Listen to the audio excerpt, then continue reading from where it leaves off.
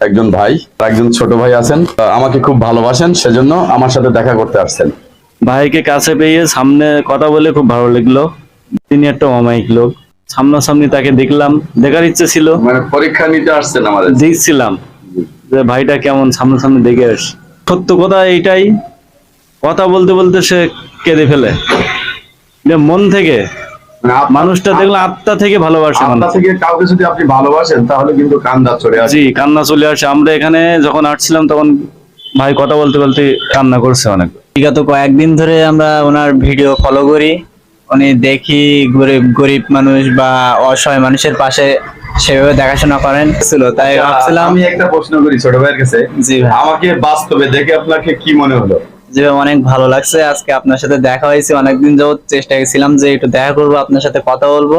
আজকে আমি প্রচুর খুশি আপনাদের আসার জন্য। তো আমরা কে কি করতেছি সেগুলো কিন্তু সৃষ্টিকর্তা মহান, তিনি দেখবেন যে আমরা অন্তর থেকে করতেছি কি বাইরে থেকে করতেছি। তো ধন্যবাদ ভাই আপনাকে, আপনি অনেক ভালো থাকবেন, আপনি অনেক ভালো মানুষ।